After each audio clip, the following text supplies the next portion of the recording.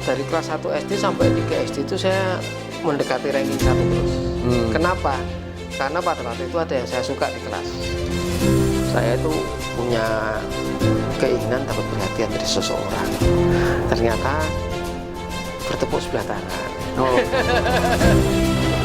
Oke, selamat datang di Mara Podcast bersama saya David Hall. Saat ini kita akan kedatangan narasumber dan kita akan banyak berbicara, ngobrol santai dengan narasumber. Dia dulu sudah sempat aktif di GA Dr. Cipto. Jadi kita saat ini topik bahasanya adalah ada cerita. Temanya adalah ada cerita di RBK Yehuda GA Dr. Cipto Semarang. Ya, langsung aja kita panggil bintang tamu kita, narasumber kita, Pak Daniel Sucipto. Selamat datang, Pak. Selamat datang. Gimana kabarnya? Baik. Oke. Terus ini gimana sekarang kegiatannya apa? Santai aja, nggak apa-apa. Ya, kegiatannya saat ini bekerja, Kerja di mana? trading, jalan-jalan. Ya, usia sudah segini ya kita cari senang lah. Kan kita sudah lama kerja keras, ya ini diselingi sekarang. Oke. Kalau kerja terus kan umur sudah segini kan bahaya ya. Jadi kita harus ada keseimbangan antara dulannya kapan, nantinya kapan, gitu, seriusnya kapan. Gitu. Oke, teman-teman juga, viewer juga, teman-teman penonton, mungkin bisa diceritakan sedikit mengenai latar belakang keluarga Pak Daniel sendiri. Pak Daniel sekarang berkeluarga, terus sudah punya putra dan lain sebagainya. Monggo, silakan santai. Saya berkeluarga, waktu itu anak ada tiga, jadi satu sekarang kuliah yang paling besar, itu usia berapa ya? Tahun 2000, berarti 24 ya nih ya? Iya. 24 tahun, yang kedua itu 20 tahun, yang ketiga 18 tahun berarti. Itu yang kedua juga kuliah, belum selesai juga, ini lagi pertengahan. Kalau yang ketiga itu SMA kelas 3. Kelas 3 di Eagle School. Ini tahun ini lulus, nanti juga akan kuliah juga. Oke. Itu. Kalau sekarang, kalau boleh tahu nih, kerjanya Pak Daniel sendiri apa? Tadi kan masih ada reading segala macam gitu kan. Cuman kalau kerjanya sendiri sekarang lagi nekunin apa nih? Kerjanya ini saya kerja sebagai karyawan di perusahaan jasa. Di sana saya sebagai teknisi ngurusin ya macam-macam lah, AC, listrik, pokoknya yang berhubungan dengan teknik gitu di sana. Air panas dan sebagainya itu. Kemudian kalau di waktu senggang saya trading, trading forex gitu. Kemudian kita adakan waktu untuk reading. Nah, itu kerjanya cuman itu, karena saya kan di sana sebagai teknisi kan harus standby dari buka sampai tutupnya ya. Jadi di waktu-waktu itu kan nggak mungkin terus kerja terus kan nggak mungkin. Nah, di waktu-waktu saya santai terus saya trading. Gitu. Tradingnya manual atau pakai robot, Pak? Ya, ada yang robot, ada yang manual. Tergantung situasi. Situasinya kalau santai nggak banyak lonjakan-lonjakan yang kita pakai robot. Tapi kalau nanti jam-jam news, jam-jam apa itu yang fundamentalnya ngaco gitu ya, yaitu kita pakai robot, pakai manual. Oke. Biasanya main di apa? Forex di Gold? Forex, di Gold, Euro, XAU sama Euro. Main saham juga nggak, Pak? Saat ini belum sempat main saham. Kripto? Belum belajar. Kripto dulu pernah ikut, tapi ikut orang. Ikut orang, pakai robot orang, tapi hasilnya karena banyak yang abal-abal gitu ya. Saya berkali-kali kejeblos di abal-abal itu. Dipikirnya bener-bener kripto, bener-bener trading, ternyata kok tahu-tahu jadi koin-koinan. Nah, itu sih repot ya, beberapa kali kejeblos itu. Oke, mungkin masuk ke konteks tema kita ya. Jadi kali ini kan tema podcast ini kan tadi yang sudah saya singgung di depan. Jadi judulnya itu istilahnya tagline-nya adalah ada cerita di RBK Yehuda, gitu kan, di GA Dr. Cipto. Iya, Dr. Cipto ya. Ya, nah dulu kan Pak Daniel sendiri yang kita tahu sempat sangat aktif, ya kan, waktu di berarti sudah cukup lama ya, beberapa tahun yang dulu ya, yang itu kan toko marketing. Nah, mungkin Pak Daniel sendiri bisa ceritakan sedikit gitu kan, pengalaman-pengalaman yang mungkin yang paling menarik, yang paling berkesan, yang mungkin paling lucu atau apa segala macam selama mungkin belasan tahun ya mungkin pelayanan di sana ya. RPK Yehuda itu ya kayak gitu. Cuman sebelum masuk ke situ saya tertarik gini Pak. Jadi kira-kira kalau Pak Daniel sendiri tuh ada nggak spiritual experience? Jadi kayak semacam pengalaman secara spiritual pribadi yang mungkin dialami sendiri pribadi oleh Pak Daniel sehingga akhirnya Pak Daniel memutuskan untuk masuk ke dunia pelayanan gitu. Jadi mungkin sebelum masuk ke dunia pelayanan, sebelum masuk pelayanan. Ya kan mungkin ada beberapa orang yang punya experience spiritual gitu kan gitu. Lah kalau Pak Daniel sendiri gimana kira-kira? Ya kalau saya sih ceritanya sebenarnya setelah masuk baru ada itu. Oh, baru itu satu ya. Itu ya. Tapi sebelumnya memang mendasari sebelumnya itu jauh sebelum saya ada pelayanan di sana, itu saya sudah ada pengalaman, sudah ada pengalaman sendiri dengan Tuhan ya. Dengan Tuhan itu dalam arti secara pribadi ya. Iya, betul. Jadi waktu itu saya ceritain aja ya dari awal ya. Dari awal sebelumnya ya, ini saya sebelum di KIA ya. Jadi waktu kecil saya SD itu saya nakal sekali. Nakal sekali buktinya apa? Yaitu orang tua sering dipanggil sekolah. Sama Pak. Sekolah enggak tahu ada perkelahian, ada enggak pulang-pulang, tahu-tahu di mana dicari enggak ada ya itu. Orang tuanya nyari sampai ke sekolahan, ternyata udah enggak ada pelajaran. Ternyata dolan ke tempat teman. Nah gitu ya, itu teman-temannya gerombolannya tuh gerombolan suka berantem ya, suka berantem, geng-gengan lah zaman segitu masih ada geng-gengan, sudah ada geng-gengan ya. Ya itu waktu kecil itu ketika kelas 3 SD, kelas 3 SD itu SD ya. SD itu sudah kecil itu sudah wah geng-gengan lah. Geng-geng kecil. 3 SD itu saya dari kelas 1 SD sampai 3 SD itu saya mendekati ranking 1 terus. Kenapa? Karena pada waktu itu ada yang saya suka di kelas. Jadi saya ingin ambil pencuri perhatiannya gitu loh. Dengan cara apa? Ya? Dengan cara pelajaran saya bikin nomor 1 bagus. Jadi yang pinter-pinter itu pokoknya mereka nilainya berapa tak kejar. Yang pinter-pinter pokoknya, yang pinter matematika tak kejar, pinter Inggris tak kejar, bahasa ya tak kejar, pinter ini tak kejar. Jadi akhirnya saya ngejar yang ini, nilai saya komplit, bagus semua gitu lah. Itu dari itu saya itu punya keinginan dapat perhatian dari seseorang. Ternyata bertepuk sebelah tangan. Itu ceritanya ya. Tapi ya tidak apa-apa karena apa ya memang keadaannya tidak memungkinkan waktu itu ya. Terus ketika di kelas 4 SD, 5 SD itu saya mulai seneng membaca. Membaca waktu itu zaman itu saya menemukan di lemari orang tua saya itu ada bacaan komik wayang.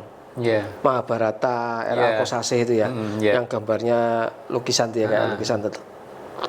Itu saya baca. Saya baca itu sampai kayak baca komik itu. Sehari baca itu bisa satu bab itu sampai padahal bukunya tebel-tebel itu.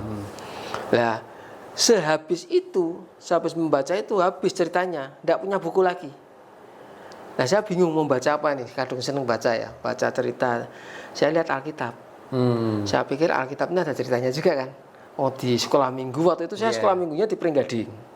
Kenapa di Pringgading? Karena sempat di GKI Karangsaru juga, tapi awalnya di Pringgading sekolah minggunya. Karena rumahnya dekat ya, rumahnya di Mataram ke Pringgading.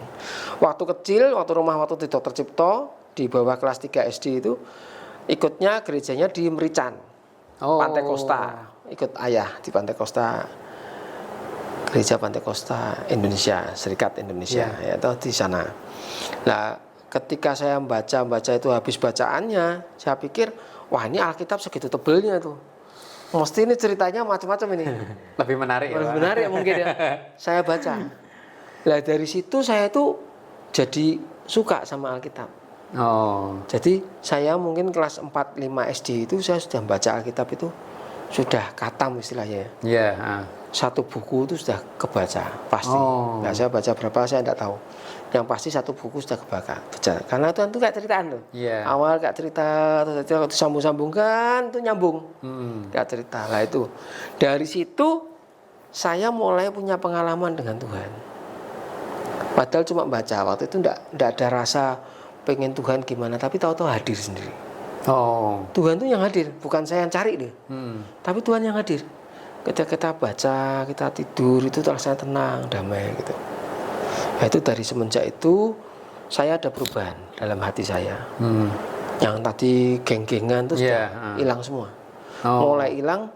Penyalurannya waktu itu kelas 6 SD itu ikutnya judo, olahraga bela diri. Ikutnya judo di Sidodadi waktu itu. Iya. Sidodadi ya kalau nggak salah ya. Lupa ingat sih. Di Sidodadi ada dojonya, kita ikut di sana. Itu sampai SMP. Waktu itu masih di GIA Pringgading gerejanya. Di SMP itulah kelas 1 ya, kelas 1 kelas 2-an lah kira-kira. Itu saya diajak sama temen. Yuk, daripada kamu sekolah minggu sudah SMP sekolah minggu terus, yuk ikut di remaja. Nah, waktu itu belum ada pra remaja, adanya remaja sama pemuda di GIA Dr. Cipto. Nah, itu aku dijemput teman saya, diajak teman saya yang di Hawa, namanya Hantono. Orangnya di mana saya tidak tahu, mungkin kalau nanti ada Hantono sama waktu itu Hengki. Hengki itu diajak, yuk kumpul di tempatku nanti kita ke Dr. Cipto. Lah aku yang diajak apa aku yang ngajak, aku sendiri lupa lah. Pokoknya bertiga itu ke sana. Tapi akhirnya mereka berdua lepas. Mereka berdua tidak mau ke sana, tidak mau ke GG ya toh. Tak parani, tidak mau, tidak berangkat kemana. Akhirnya saya sendiri yang berangkat. Saya sendiri berangkat Dr. Cipto, tidak punya teman waktu itu. Belum ada teman ya, toh. Pokoknya datanglah remaja. Waktu itu remaja zamannya Kombing. Oh masih Kombing Cik Milka yang Coach Aceh kan dari pemuda, tapi Kombing Cik Milka itu masih di remaja waktu itu. Nah itu aku zamannya itu aku masuk, lah mulai pelayanan. Masuk pelayanan. Pelayanannya belum pelayanan apa banyak, hanya asar. Asar waktu itu ya diajak jemaat ya. Diajak waktu itu kan jemaatnya baru sedikit, jemaat remaja itu sekitar 50. Belum ada 100 lah, masih segituan lah kira-kira. Kalau zaman kita waktu sudah aktif itu pernah waktu saya jadi pembimbing ya, bukan pembina ya, pembimbing ya. Di sana itu ada 500. Ya, betul anggotanya sudah ada 500 lebih. Ya, itu luar biasa ya. Nah itu saya baru mulai masuk ke GIA Dr. Cipto di situ. Terus untuk pengalamannya sendiri, ya waktu itu GIA Dr. Cipto lagi berkembang ya. Waktu pembangunan saya masuk di sana, saya ingat waktu itu masih dibangun. Jadi gedungnya masih dibangun, masih sebelum dibangun sampai mulai dibangun. Itu masih menghadap ke sana mimbarnya, ke arah Mataram. Dari pintunya Dr. Cipto situ, tapi menghadapnya Mataram mimbarnya. Mimbarnya di sana lah. Belum ke arah yang ke sekarang, utara ya. Yang dulu ke barat, arahnya ke barat. Nah itu waktu itu ke sana, waktu itu masih Pak Yohan sebagai gembalanya. Pak Yohan awal-awal itu. Pak Yohan, terus kemudian ada pembangunan. Nah ketika ada pembangunan itulah kita mulai aktif. Karena kan jemaatnya turun, atau pembangunan itu turun kan, semua kan dibongkar itu jemaatnya turun. Nah, remaja mulai aktif. Kita ajak teman aktif. Akhirnya yaitu pembangunan sampai selesai, kita aktif terus, remaja berkembang. Ya banyak pengalaman di situ. Banyak pengalaman. Kalau pengalamannya tentang bersama Tuhan ya banyaklah, karena zaman itu kita mendekati waktu itu ada gembala sidang hamba Tuhan yang besar tuh Maurice Rulo pernah diundang. Iya, betul. Terus yang dari ini ya. Siapa itu? Siapa ya? Yang kalau tangannya gini jatuh semua itu loh, siapa itu? Benny Hinn ya pernah. Ini juga pernah ya. Nah, terus ya, siapa lagi ya? Zaman dulu ya. Yang Indonesia. Siapa ya? Lupa saya. Pokoknya itu zamannya itu terus berkembang doa malam. Ya, betul. Setelah mereka itu datang terus berkembang doa malam. Mungkin ada gerakan roh di situ, terus berkembang doa malam. Ketuanya Pak Suroto waktu itu. Iya, Pak Andreas Suroto ya waktu itu ya.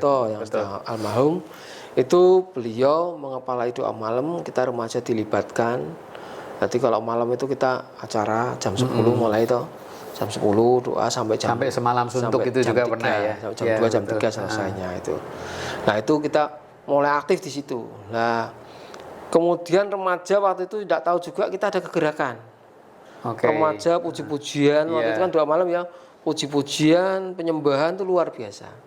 Nah, ketika itulah banyak pengalaman-pengalaman pribadi dengan Tuhan. Ya sebenarnya sih saya sendiri tidak ada niatan untuk itu. Tapi dalam hati itu pokoknya kok rindu sama Tuhan.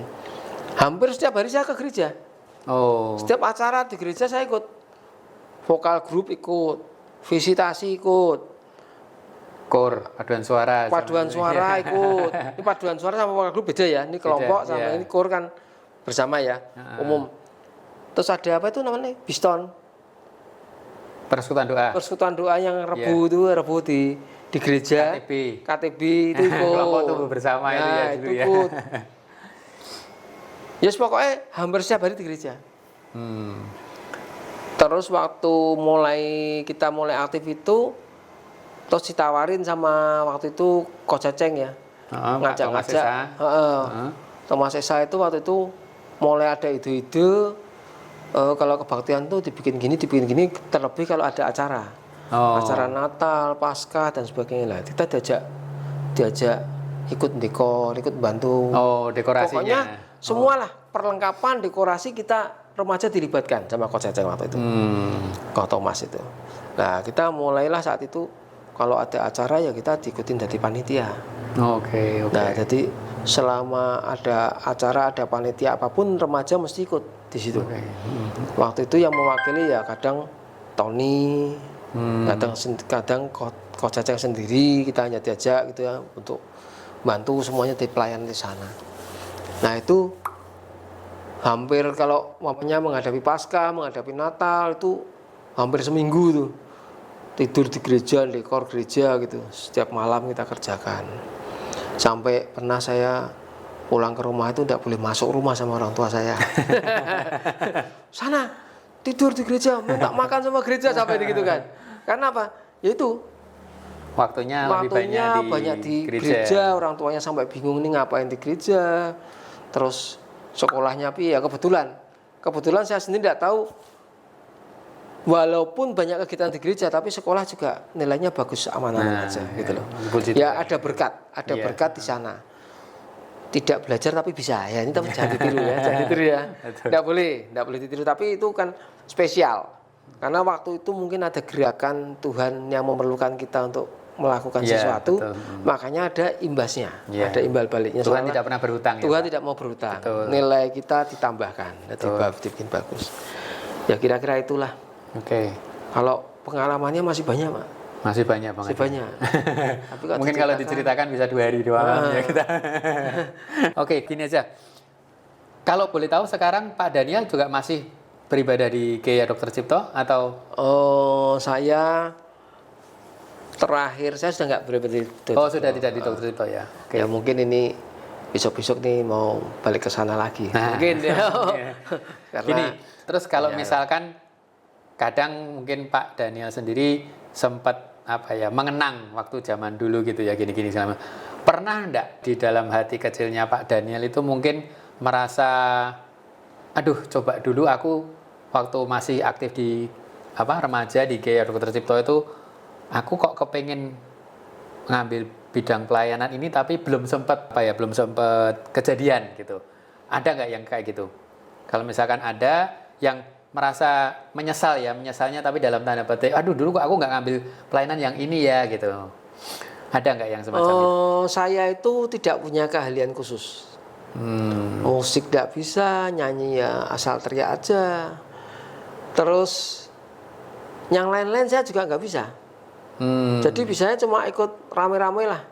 Pokoknya ada kerjaan apa dikerjakan semaksimal mungkin. Nah, dibilang bisa ya karena pengen maksimal aja gitu loh. Nah dari situ saya tidak ada keinginan. Untuk pelayanan ini karena ya musik tidak bisa. Pengen beli gitar tuh saya 4 kali loh beli gitar. 4 kali tapi tidak bisa gitar. Akhirnya dikasihkan lagi tuh karena nganggur kasihkan. Pengen lagi beli lagi. Tapi ya tidak bisa lagi.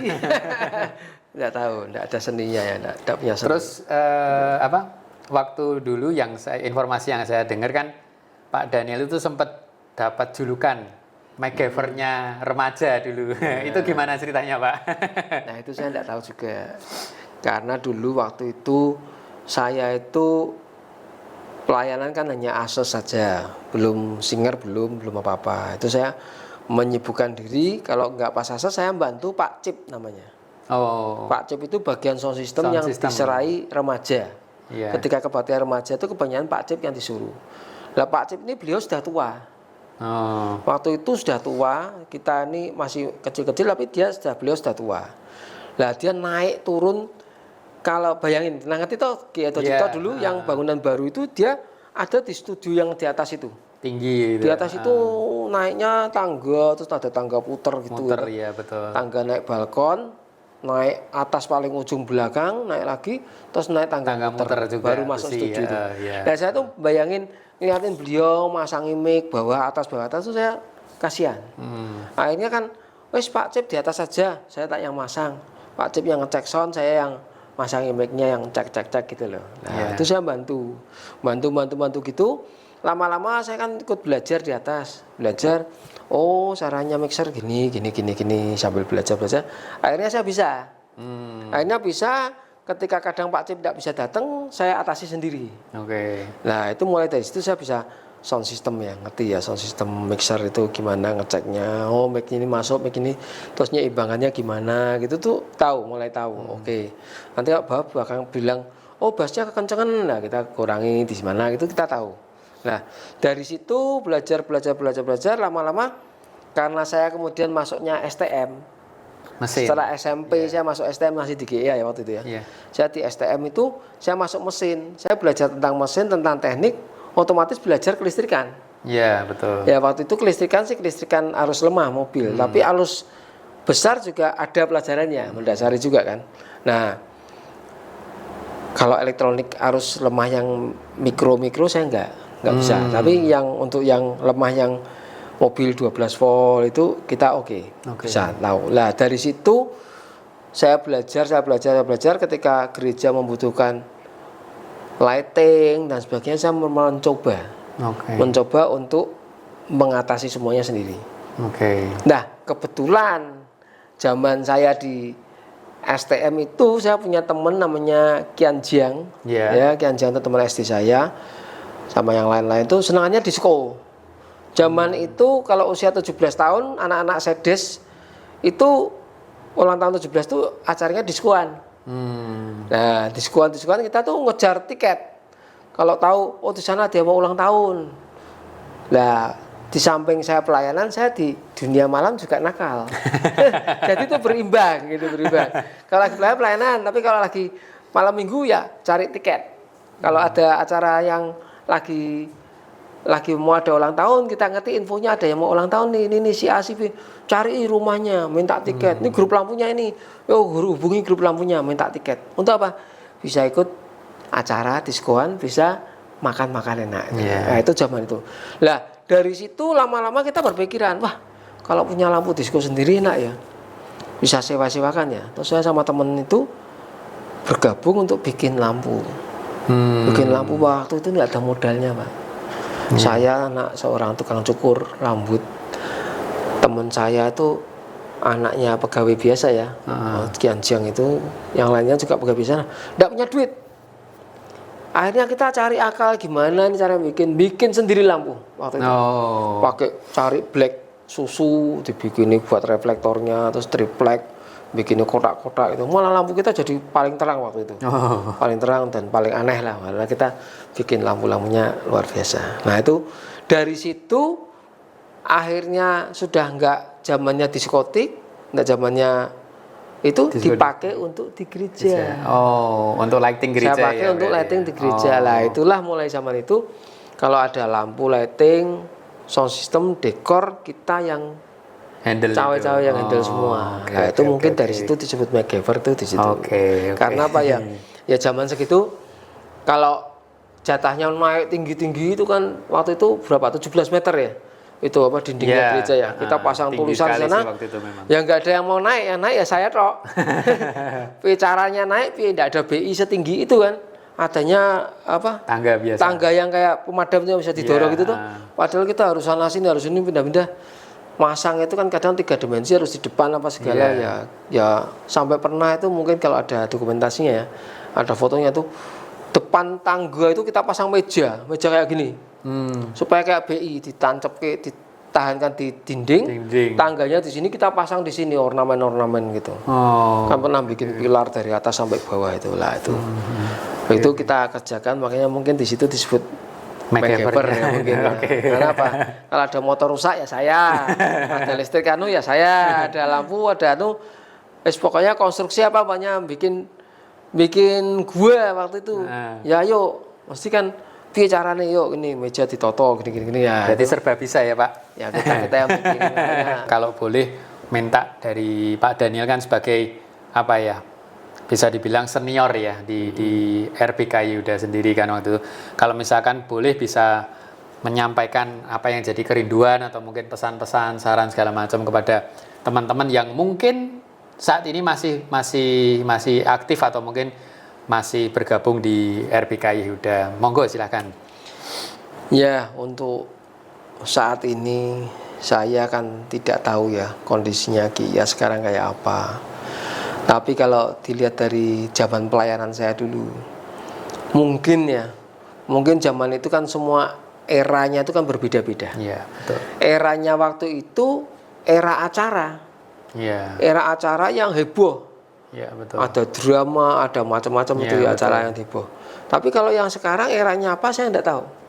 Nah, cuman sekarang itu kayaknya sudah nggak zamannya kalau kita bikin acara terlalu heboh gitu. Mungkin acara-acara itu jangan menonjolkan ke dramanya, ke acaranya ini heboh-hebohnya, tapi lebih ke arah rohaninya, spiritualnya. Ya, betul. Gimana kita bikin acara giring seperti waktu zaman doa malam itu, tanpa acara itu kita tergiring. Wong kita masuk di gedung gereja aja rasanya sudah menangis. Zaman itu. Hadiratnya kuat ya, hadiratnya kuat sekali, kita masuk itu sudah mulai puji-pujian tuh rasanya dengkul itu tidak kuat. Rasanya tuh maunya dah tunduk aja. Makanya kan semua pada tengkurap itu acara-acara itu doa malam seperti itu. Nah itu kalau bisa kita bikin, ya bukan bikin, kita undang roh Tuhan sampai seperti itu. Sampai benar-benar hadirannya nyata, itu lebih bermanfaat, bermutu. Karena apa? Walaupun kelihatannya tidak heboh, tapi itu menyentuh. Betul. Menyentuh ke dalam pribadi masing-masing. Itu kalau orangnya sudah pernah kesentuh seperti itu ya, mau model apapun, yang namanya bilang murtad sampai bilang tidak ada Tuhan, tidak ada karya penebusan, itu nggak bisa. Betul. Karena sudah pengalaman, sudah punya pengalaman pribadi. Kayak saya ini loh, walaupun hidup kayak gini, wah banyak masalah, banyak rintangan, halangan seperti itu. Tapi nih saya dibilang Tuhan tuh yang mana Tuhan? Ya tetap itu satu yang kita kenal waktu itu sampai sekarang tetap sama. Mungkin agama bisa, saya pengen kadang agama Hindu kayaknya kok tenang kayaknya ya, Buddha kayaknya gitu tenang sekali ya. Kadang tuh agama keingin, tapi kalau sudah bilang Tuhannya mana ya sama, imannya tetap sama, iman Kristen itu seperti itu. Nah itu jadi saranku yaitu lebih baik menjangkau jiwa-jiwa, membangkitkan mereka mengenal Tuhan dengan sebenar-benarnya, secara pribadi. Saya maunya gitu. Kalau secara pribadi itu tidak ada yang bisa ngalahkan.